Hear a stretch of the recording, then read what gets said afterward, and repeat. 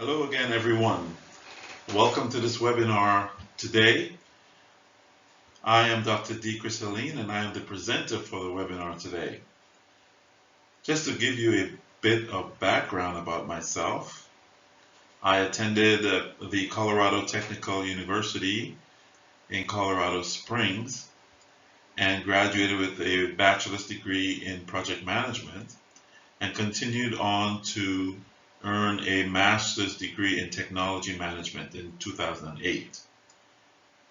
In 2009, I continued my academic journey towards earning my doctorate degree at Walden University and graduated in 2012 with a Doctor of Business Administration in Information Systems Management degree. I have been coaching doctoral students in statistics since 2009, and I've helped over 350 doctoral students graduate with a doctorate degree since I started my practice. In addition, I work with doctoral students as a statistician on over 500 dissertations, helping students all over the world. I have coached students earning their PhD, DBA, EDD, DNP, and other professional doctorate degrees. I have worked with students from over 15 online and traditional institutions in the United States. I currently live in beautiful Charlotte, North Carolina, where I practice as a certified life coach, a business coach, and a business consultant. I am also a private pilot. I love to fly the airplane when I get a chance. I am a classical pianist, so I like to play piano, a little bit of jazz here and there. And most of all, I love my job. I love my job because I get to help people like you who want to achieve their academic goals. I get to bask in your success when you complete your doctoral study, and most of all, learn the skills of researching and disseminating new knowledge.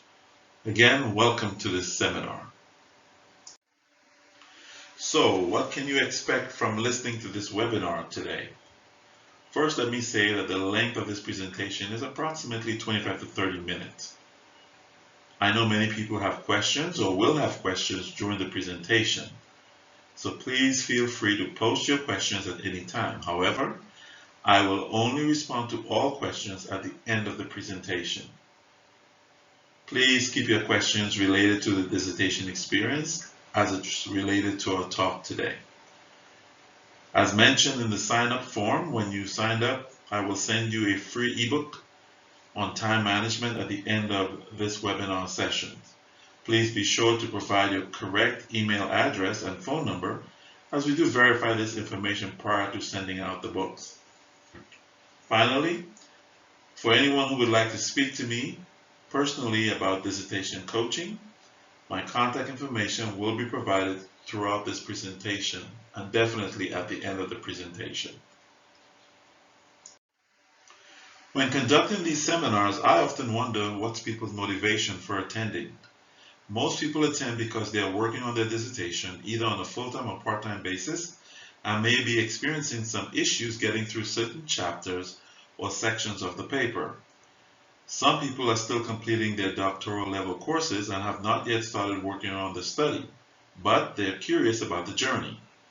Some people may be completing their master's degree and are contemplating getting a doctorate degree. There are those who have been diligently working on their degree, but by this time, they are frustrated because they are not making the type of progress they expected to make. Some people may just be interested in understanding why people may even want to earn a doctorate degree in the first place. There may be other reasons I have not mentioned that why you are here. Please feel free to tell us why you're here. There are 3 topics I am going to discuss with you today. One is mistakes that can cost you over $10,000 or more when completing your dissertation. 2, why it pays your chair to drag out your dissertation process. And 3, how to gain confidence in your own research and stand up for yourself. But before we begin our topic discussion, let's talk a bit about the history of the doctorate degree in the United States. So let's talk a little bit about the background of the doctorate degree. When people hear the word doctor, of course they automatically think of a medical doctor or something to do with human or animal health. Of course, in that case, what they're really referring to is a physician or a veterinarian. But a doctor is also a person who has earned the highest academic degree awarded by a college or university in a specified discipline. The word doctor is a Latin word meaning to teach or a teacher or investigator. Before there were universities, the word doctor was used to refer to an especially learned person, someone who was authorized and qualified to teach in a particular subject, which might be medicine, philosophy, theology, law, logic, history, etc. About 158 years ago, in 1861, the first U.S. doctoral degree was granted at the Yale University. 15 years later, Edward A. Boucher was the first African American to receive the doctorate degree in any field of knowledge in the United States, and that field was in physics. He was granted the degree in 1876 from Yale University, making him at that time one of the few persons to hold a doctorate degree in physics from an American university. Since the mid-1990s, however, U.S. universities have annually awarded approximately 40,000 to 45,000 doctorate degrees. The success rate of people earning doctorate degrees is approximately 60%, which means only 6 out of every 10 people who attempt a degree ever succeed. So let's do a little math. If $45,000, 45,000 people, is 60%, what's the total number of people who actually attempt? That would be 75,000 people who attempt or begin their doctorate degree every year. But 30,000 people don't ever complete their doctorate degree. This is an annual figure. The amount is the population of a small town in the United States. The average time to complete a doctorate degree is 6 to 10 years, which means that with a median of 7 years, 50% of all who attempt a degree complete in 7 years or less than 7 years, and the other 50% take more than 7 years to complete the degree. That was a brief overview of the history of the doctorate degree. So now let's talk about the mistake that can cost you $10,000 or more when completing your dissertation. So what are some of these mistakes students make that can cost them over $10,000 to $20,000 each year? When I say cost you, it means that you spend 1 or more years of tuition in school doing what you could have been doing for free. So what do I mean by that? Well, when you actually start working on your dissertation has a direct cost to you. Most doctoral students believe that they must first complete all their coursework before they can start working on their study. So you spend approximately 2 years or more on coursework, then you begin your dissertation, right? Well, do you know that there's nothing stopping any student from working on their dissertation while their coursework is going on? You have full access to a library and all the resources you need to begin your research. Now, I know most students will say, I don't know what to do to begin my research. The truth is that the syllabus, research checklist, or study guide is available to all dissertation students at every institution. All you need to do is ask your librarian or your research department, or even better, another dissertation student that may be ahead of you. Of course, hiring a dissertation coach can help you get through the hurdles as well. 99% of all dissertations take on the same format in the United States. What you study for your dissertation can also cost you money. Many students believe that the dissertation is designed to shape their career or to engage in some world-changing mission, like changing world peace. I'm sorry to tell you, that is not the intent of the dissertation. The dissertation is a complex enough document when using the simplest topics. Therefore, simply there is no reason to choose a topic that makes you or your task even more complex. Too many students spend laborious amounts of time on topics that they alone care about. Now, don't get me wrong, you should research topics that you care about, but not in its most complex form. I'm here to tell you that by the time most students complete their study, the last thing on their mind is that they want to discuss the study they just completed. Many students get so banged up in the process that if you ask them to explain certain portions of their study, they might lose their religion on you. But seriously, if there is nothing else that you learn from this webinar today, please remember this. The difficulty of your research topic does not make your degree more valuable. The goal of the dissertation is for you to demonstrate that you know how to conduct rigorous research that meets the highest world academic standards. It's like getting a driver's license. When you learn to drive a car, you don't do your exams on an 18-wheeler truck or drive around the NASCAR racetracks to provide or prove your skills. And that's what some people do with their dissertation topic. Your professor won't tell you this. Neither will your bursar's office at the school mention to you about not choosing a topic that's too difficult. However, the longer you take to finish your degree, the more money they make. But your degree is still only worth what your degree is worth. Another mistake that can cost you over $10,000 or more when completing your dissertation is the methodology you choose for your study. The methodology you choose for conducting your study usually is a contributing factor to the length of time it takes to complete your study.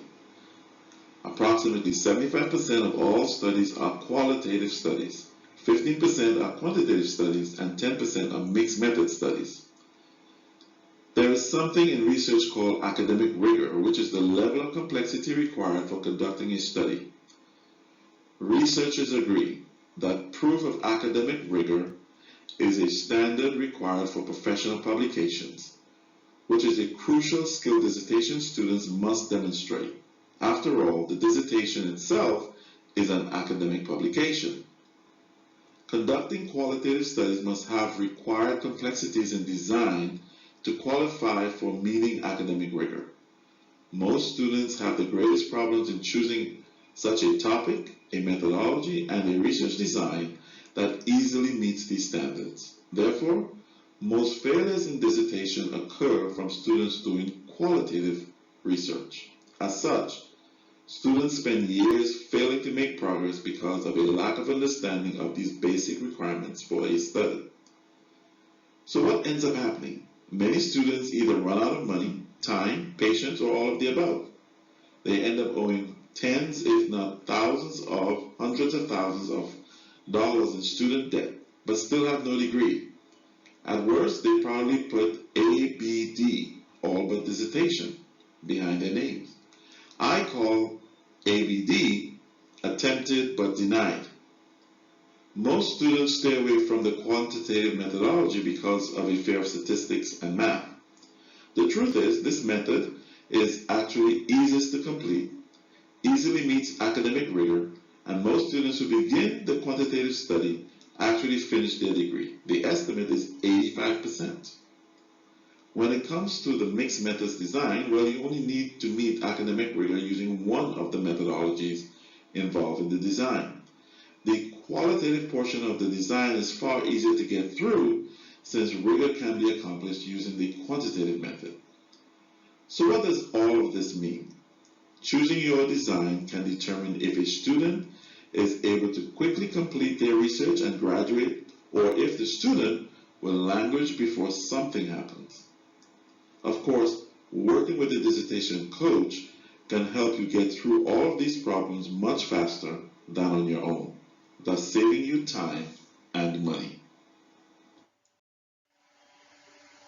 Another mistake that students make that costs them thousands of dollars is their research technique. Many students don't know how to do research. Most research students use the old read and make notes method, then try to see if they can formulate an argument. The truth is, there are special techniques required when conducting a complicated and large study like the dissertation. If you don't use these techniques, you definitely will extend the amount of time you will take to complete your study, thereby spending more unnecessary tuition, stretching out the time it takes to graduate, and going on longer in life without your doctorate degree. In addition, another mistake students make that costs them a lot of money is their dependency on their chairperson. Most, if not all, students believe that the chair is there to guide them along their research path, tell them when they're doing each chapter correctly, and be their coach. Well, I'm here to tell you, this is not the role or function of your chairperson or any one of your committee members. These doctors are only there to approve what you present to them or return you to the drawing board. Some may give you hints as to what you need to address, but mostly in a cursory way. So what happens? Students try again, believing that they're doing exactly what their chair wants, only to find out you still have it wrong. This goes on for quarter after quarter and semester after semester, year after year. In the meantime, you keep paying more and more tuition, only to be told you have not met the standard. A particular problem some students face is getting an incompetent chair who actually give advice. The problem is that the advice turns out to be inaccurate or downright bad advice. The student dutifully follows their chair's commands. Yes, I said commands, because that's what most people believe their chairs do, command them to do work in a particular way. The problem with that is that your chairperson may approve bad work and send it to another committee member, only to be turned down. I have seen other students experience a loss of their chair due to death, retirement, or the chair getting fired or something else. When other doctors pick up the pieces and begin working with the student, these students then begin to receive some shocking responses about their work. Their defense: my chair told me to do that. Unfortunately, that is not a defense. No one is going to feel sorry for you and give you a green light on incorrect or inaccurate work because your chair told you to do that. That means you are responsible for defending everything you present. If you can't defend it, don't present it. What does all this mean? More money and time wasted, most times with little progress. This is a very depressing situation for many students. For some, that ABD, or the dissertation, is staring them in their face. Remember, I call ABD attempted but denied. So let's talk a little bit about why it pays your chair to drag out your dissertation process. Now, there are different ways to attend school in the world today. More and more students are flocking to the online platform or to a hybrid platform. Hybrid meaning a mixture of online and traditional learning platforms to work on their doctorate degree or advanced degrees.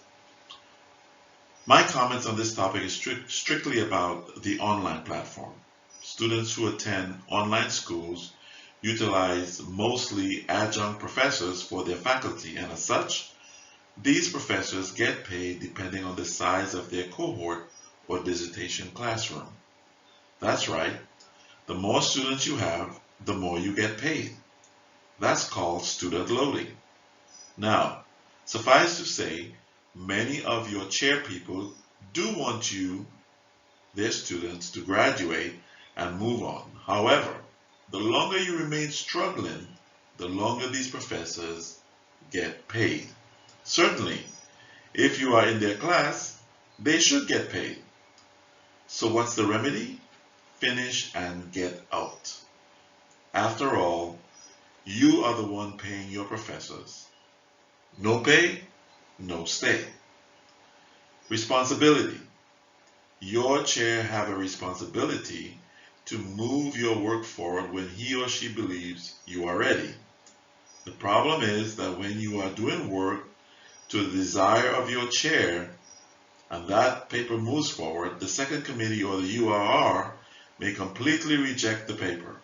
Of course, the old argument is, my chair told me to do it that way.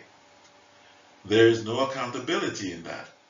If your chair makes a mistake, You don't get a refund. You do overwork and hope you get through. I can't tell you how many times I see students lose it because of this situation. How to gain confidence in your own research and stand up for yourself. Many students don't know that they can ask for a second opinion if their chair rejects their work.